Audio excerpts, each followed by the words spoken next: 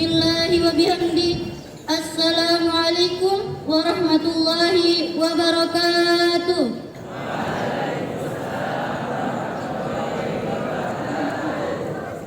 Pagi hari main yoyo, malamnya main kembang api. Jawab salam terlalu loyo, saya ulangi sekali lagi. Assalamualaikum warahmatullahi wabarakatuh.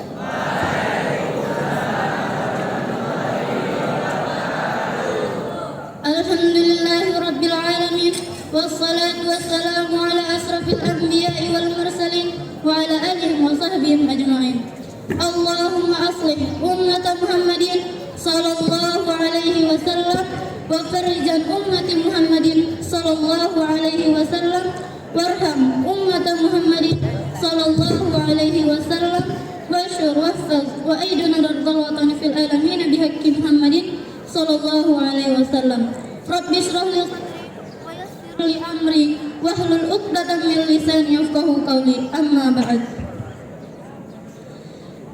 Yang saya hormati Kepala Sekolah SMP Pak Pulu Piayu Batam, yang saya hormati para Dewan Guru SMP Pak Pulu Piayu Batam, serta teman-teman seperjuangan, singkatnya hadirin wal hadirah rahimakumullah.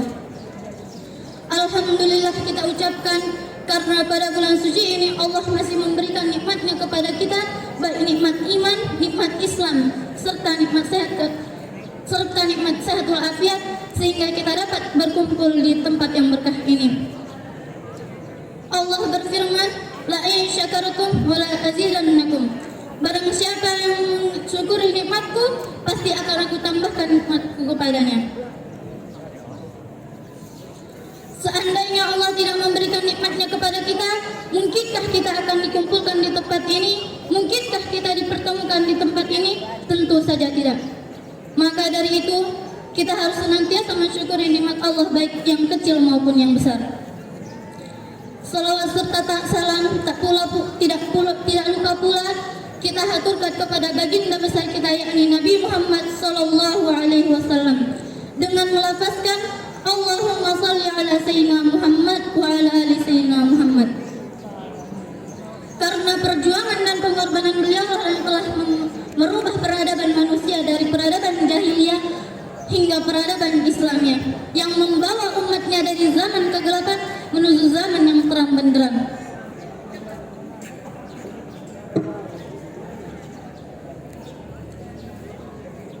Dari zamannya orang-orang naik onta sampai zamannya orang-orang naik Toyota. Teman-teman, teman-teman, mau nggak masuk surga, jumpa sama Nabi? Mau nggak dapat syafaat di yaumil akhir nanti? Marilah kita sama-sama melafazkan salawat ke atasnya. Maulaya shalli wa sallim daiman abadan ala habibika khairil khalqi kullihim. Maulaya shalli wa sallim daiman abadan ala habibika khairil khalqi kullihim. Masyarul muslimin yang dirahmati Allah Subhanahu wa taala. Berdirinya saya di sini bukan karena tidak dikasih kursi. Ini kursi ada, tapi saya gugup, jadi lebih baik berdiri aja. Saya berdiri di sini bukan ingin mencalonkan diri sebagai bupati, bukan ingin mencari seorang suami, melainkan ingin menyampaikan sepatah dua patah yang saya patahkan menjadi beribu kata. Dalam hadis Arba'in An-Nawawi, Rasulullah sallallahu alaihi wasallam bersabda, Bunyal Islam ala khamsin, syahadati an la ilaha illallah wa anna Muhammadar Rasulullah, wa iqamis shalah, wa ita'iz zakah, wa hajjil baiti wa shaumi Ramadan. Islam itu terdiri atas 5 perkara. Persaksian bahwa tiada Tuhan selain Allah dan Muhammad adalah utusannya, mendirikan salat, membayar zakat, dan berpuasa di bulan suci Ramadan. Kelima hal di atas adalah asas-asas iman dan rukun yang sangat penting. Agama Islam diibaratkan oleh Rasulullah SAW seperti sebuah kemah yang disanggah oleh 5 tiang. Tiang di tengahnya adalah kalimat syahadat, sedangkan keempat tiang lainnya adalah tiang-tiang pendukung pada setiap penjuru kemah. Tanpa tiang tengah, maka kemah tersebut tidak dapat berdiri tegak. Dan apabila salah satu dari keempat tiang lainnya tidak ada, kemah tersebut akan tetap berdiri, namun sudutnya akan miring dan kemungkinan akan rubuh. Berdasarkan hadis di atas, marilah kita lihat diri kita sendiri, sejauh mana kita sudah menegakkan Islam ini. Benarkah kita sudah menegakkan setiap tiangnya dengan sempurna? Tanpa kalimat syahadat, seseorang belum bisa dikatakan muslim. Karena bacaan asyhadu an la ilaha illallah wa anna muhammadar rasulullah adalah penentu muslimnya seseorang dan penentu imannya seseorang. Karena ia bersaksi bahwa tiada Tuhan selain Allah dan Muhammad adalah utusannya. Bagaimana dengan perkara-perkara lainnya? Perkara lainnya tidak kalah penting dari kalimat syahadat. Karena seseorang yang melafazkan kalimat syahadat wajib melaksanakan perkara-perkara di bawahnya. Jika salah satu menentang atau mengingkari perkara tersebut, maka masih dikatakan kafir secara nyata. Apabila kita tidak sholat, maka surga tidak akan menerima kita. Apabila kita tidak puasa, maka api neraka siap menanti kedatangan kita. Apabila kita tidak membayar zakat, maka siksaan sedang akan menyambut kedatangan kita. Lalu bagaimana dengan haji? Haji itu hanya diwajibkan bagi yang mampu. Kalau nggak mampu haji, umroh. Tapi umrohnya di bulan Ramadan, biar pahalanya sama seperti pahala haji. Karena biaya ke Mekah itu bisa kita beli satu ruko, ya kan? Tapi daripada kita beli satu ruko, mending kita haji kalau kita punya rezeki yang banyak. Mudah-mudahan yang di sini suatu hari nanti kelak akan diberangkatkan oleh Allah Subhanahu wa taala ke Baitullah. Amin amin ya rabbal alamin. Ma'asyiral muslimin yang dirahmati Allah Subhanahu wa taala. Kalimat yang dalam hadis di atas adalah hal yang sangat penting, sehingga ditetapkan sebagai asas-asas Islam.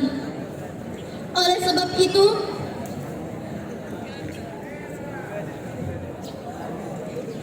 kita harus sebagai kedudukan sebagai seorang muslim, kita harus memperhatikan urusan salat. Mengingat hal terpenting setelah iman adalah salat. Mula Ali Qari radhiyallahu anhu mengatakan bahwa alim ulama telah sepakat menjadikan hadis ini sebagai dalil yang sahih bahwa amal terbaik manusia adalah salat. Lebih baik lagi mengerjakannya tepat pada waktunya. Sudah masuk waktu subuh, harus kita langsung salat. Jangan pula ketiduran kan. Muadzin dah bilang, as-salatu khairun minan naum.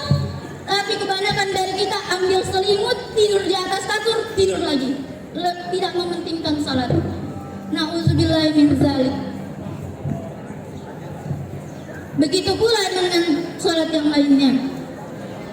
Karena salat tepat pada waktunya adalah hal yang paling utama. Apalagi kalau kita dikerjakan secara berjamaah. Rasulullah SAW bersabda, as-salatu jama'ati afdalu min salatil fardhi bi 27 darajah. Orang yang salat berjamaah lebih utama daripada salat yang sendirian. Ia akan mendapatkan derajat sebanyak 27 derajat. Jadi orang yang melaksanakan salat berjamaah lebih-lebih di masjid akan mendapatkan 27 derajat. Ia lebih utama dan lebih tinggi derajatnya daripada salat sendirian. Ma'asyiral muslimin yang dirahmati Allah, salat adalah rahmat Allah yang sangat besar. Dengan salat kita bisa mencari pertolongan Allah yang hakiki. Allah berfirman, a'udzubillahi minasyaitonirrajim. Bismillahirrahmanirrahim. Wa asta'inu bis-sabri was-shalah. Carilah pertolongan Allah dengan sabar dan salat. Pada hakikatnya, salat adalah kekayaan yang sangat besar, sehingga kita bisa masuk dalam jaminan dan janji Allah. Apabila kita memperhatikan urusan salat kita, maka akan mendapatkan pahala yang sangat besar dari Allah Subhanahu wa taala. kita perhatikan jika seorang hakim atau orang yang kaya memberikan suatu tuntutan atau jaminan kepada seseorang, orang itu akan senang dan tenang. Begitu juga dengan sholat yang menjaminnya ibadah yang sangat mudah dan tidak sulit. Sedangkan yang menjaminnya adalah raja di atas raja, rajanya para raja, penguasa dua alam. Namun jika kita tidak memperhatikan urusan ini, maka kita sendirilah yang akan rugi dan akan menyebabkan kebinasaan bagi kita. Sebenarnya Rasulullah Shallallahu Alaihi Wasallam menekankan kita untuk sholat. Cuma kita aja kadang-kadang lalai. Namanya manusia ya kan, imannya berkurang kadang-kadang, imannya bertambah kadang-kadang. Sabda Nabi, baitur rajli wa baitul kufri, baitur rajli wa baitul kufri tarkus shalah. Pembeda seseorang dengan kekufuran adalah yang meninggalkan sholat. Jadi kita lihat, kalau mau lihat orang itu lihat dari sholatnya. Kalau dia rajin ke masjid, rajin ibadah, rajin sholat, berarti dia jauh dari kekufuran.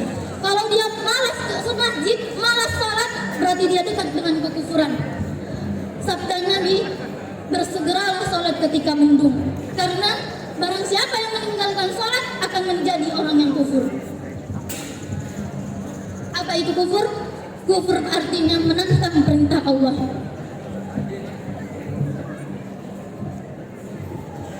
Jangan cuma karena cuaca mendung kita nggak sholat. Mendung bukan berarti hujan. Yang hujan itu udah berarti mendung. Kita bisa sholat di rumah. Mudah Islam itu ya kan. Nggak bisa kita ke masjid, bisa kita sholat di rumah.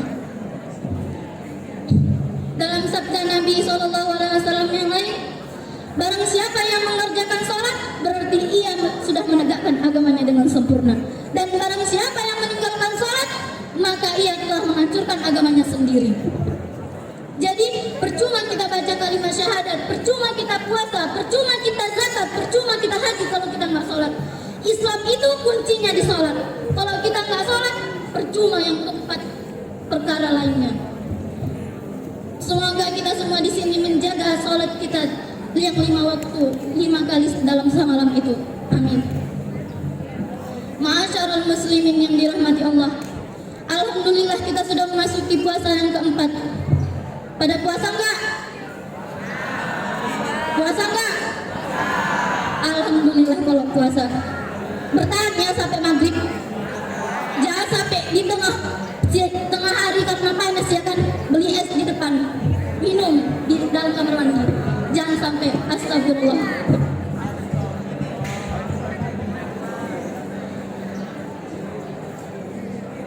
Alhamdulillah juga kita masih dipertemukan dengan bulan suci ini, yakni bulan Ramadan.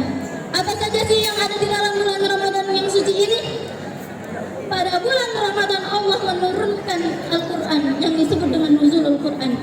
Allah berfirman dalam surah Al-Baqarah ayat 145, Syahrul Ramadan alladzi unzila fihi Al-Quran. Bulan Ramadan adalah bulan yang di dalamnya diturunkan Al-Quran. Untuk apa Al-Quran diturunkan? Hudan linnasi wa bayyinatin minal huda wal furqan. Sebagai petunjuk bagi manusia dan penjelasan-penjelasan mengenai petunjuk itu dan pembeda antara yang benar dan yang batil. Jadi Al-Quran itu diturunkan bukan hanya sekedar bacaan yang mulia, yang berasal dari zat yang mulia, yang diturunkan melalui perantara yang mulia, yang disampaikan dan diamanahkan kepada yang mulia pula. Tetapi Al-Quran itu diturunkan sebagai petunjuk bagi manusia, untuk manusia, agar manusia mengetahui mana yang salah dan mana yang benar, agar manusia mengetahui mana perintah Allah dan mana larangan Allah. Apalagi yang ada dalam Al-Quran di dalam bulan suci Ramadan ini. Dalam bulan Ramadan ini Allah mewajibkan kita untuk melaksanakan puasa. Dalam firman-Nya, A'udzubillahi minasyaitonirrajim. Ya ayyuhalladzina amanu kutiba alaikumusiyam kama kutiba alal ladzina min qablikum la'allakum tattaqun. Wahai orang-orang yang beriman, diwajibkan atasmu berpuasa sebagaimana diwajibkan atas orang-orang sebelum kamu, agar kamu bertakwa. Kenapa Allah hanya menyuruhkan kepada orang yang beriman? Karena syarat seseorang diperbolehkan berpuasa itu yang pertama Islam, yang kedua balik, yang ketiga berakal, yang keempat mukim, yang kelima tidak memiliki halangan apapun. Diwajibkan atasmu berpuasa, wajib puasa itu hukumnya. Jadi siapa yang meninggalkannya tidak akan masuk surga. Seperti diwajibkan atas orang-orang sebelum kamu. Siapa mereka? Seperti Nabi Daud contohnya. Allah memerintahkan kepada Nabi Daud untuk berpuasa 3 bulan berturut-turut. Caranya kayak mana? Sehari berbuka, sehari berpuasa. Siapa lagi? Nabi Adam. Beliau juga diperintahkan Allah untuk berpuasa supaya ia terhindar dari kemaksiatan.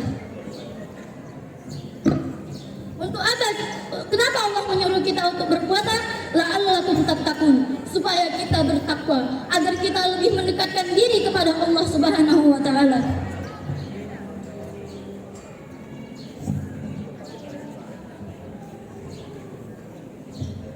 Ma'asyiral muslimin yang dirahmati Allah Subhanahu wa taala. Apa itu puasa? Secara bahasa, puasa berasal dari kata soma yasumu, yang artinya menahan. Secara istilah, puasa artinya menahan diri dari rasa lapar, haus, dan apa-apa yang membatalkan puasa. Dari sejak terbitnya fajar hingga terbenamnya fajar. Dari kapan itu? Dari subuh sampai maghrib. Jadi kita harus tahan dari satu harian full. Jangan pula kita bolong di tengah hari. Dengan puasa kita juga bisa melakukan diet sehat. Yang mau diet puasa aja, jangan nggak makan. Itu menyiksa diri namanya, menzolimi diri sendiri. Mendingan puasa bisa menurunkan badan, bisa juga kita dapat pahala. Juga bisa mengampuni dosa-dosa kita. Sabda Rasul, "Man shoma Ramadhana imanan wa ihtisaban, ghufira lahu ma taqaddama min dzambihi." Barang siapa yang berpuasa di bulan Ramadan dengan iman dan mengharapkan pahala dari Allah Subhanahu wa taala, akan diampuni dosa-dosanya yang telah lalu. Pada bulan suci Ramadan ini bukan hanya puasa yang diwajibkan oleh Allah Subhanahu wa taala. Rasulullah sallallahu alaihi wasallam juga menganjurkan kita untuk mengamalkan kebaikan-kebaikan yang lainnya, seperti bersedekah, juga membaca Al-Qur'an. Membaca Al-Qur'an itu Allah menjanjikan setiap satu hurufnya dibalas dengan kebaikan, dengan 10 kebaikan. Jadi pada bulan suci Ramadan ini marilah kita penuhi dengan kebaikan-kebaikan, bukan dengan keburukan-keburukan. Mudah-mudahan Allah menerima amal ibadah kita yang kita kerjakan pada bulan suci Ramadan ini. Saya tutup tausiah saya dengan pantun. Burung irian, burung cendrawasih, cukup sekian dan terima kasih. Kalau ada sumur di ladang, boleh saya menumpang mandi. Kalau ada umur saya yang panjang, boleh kita berjumpa lagi. Unzur mangkola wala tanzur mangkola. Jangan lihat siapa yang menyampaikan, lihat apa yang disampaikan. Wallahul muwaffiq wal hadi ila sabili rasyad. Assalamualaikum warahmatullahi wabarakatuh.